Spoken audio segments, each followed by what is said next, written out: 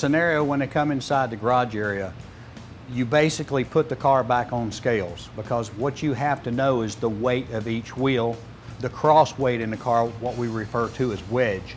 The other aspects are the heights of the car, but the guys come to the racetrack knowing that they've been here and tested, so they've already pretty much defined what kind of spring rates they have in each corner. Naturally, front springs, rear springs, there's a big variance, but the front anti-roll bar that keeps the car setting flat, that's something that we deal with. You see these spring rubbers. We can actually insert the spring rubber and increase the spring rate, and we do that periodically with the rear of the car. But we can put a half rubber in, but the way we determine the spring rate, we actually put the spring in a rater, preload it, go down what is equivalent to 1 inch of travel, and that's basically what we call the spring rate. But increasing or decreasing, we can do that by just manipulating the rubbers in the spring. Another thing we're going to adjust on quite a bit is a shock absorber. This is a conventional Penske shock absorber that we race on the car. But for illustration purposes, Penske built us one of the shock absorbers that's made out of Lexan, where you can actually see a lot of what's going on inside the shock. When I push the shock down, that's known as compression. I can actually adjust the compression by opening and closing the valve right here. By manipulating this valve, you're actually opening or closing an orifice. And when you close that orifice, you control the rate of the fluid flow through the piston. So therefore, you change the fluid flow, you actually change the characteristics of the shock absorbers. So we can change the piston, the band, the oil itself, the pressurization. We can actually change any of that. So we're in a deal to where there's a lot of adjustments going on.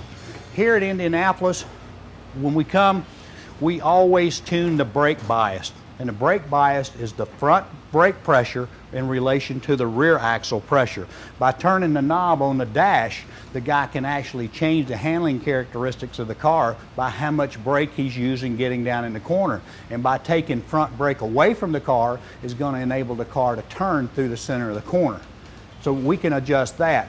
But when you come back inside the garage area to reestablish quarter panel height, rear wing angles, the first thing you do is make sure that the car is on a surface that's perfectly flat. So we use a transit inside the garage to make sure we're working on a level surface. Another thing, you always have to make sure that the fuel cell is full of fuel, because the cars have a weight that they have to respond to with NASCAR. Just like the roof height, the quarter panel heights, there's several things that we can adjust.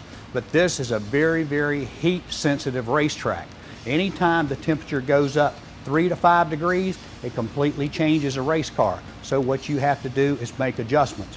One of the things you'll see us adjust is the track bar, which is located over on the right rear corner, and it's manipulated through that tube with the handle over there. What you do, you lower the rear roll center, meaning running the track bar down to make the car tighter from the center of the corner off. You actually raise it up to make the car freer.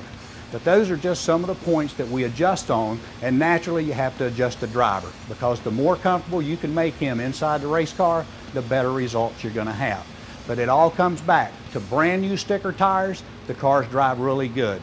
After that, they burn fuel off, they have more laps on the tires, so they're going to go through a transition.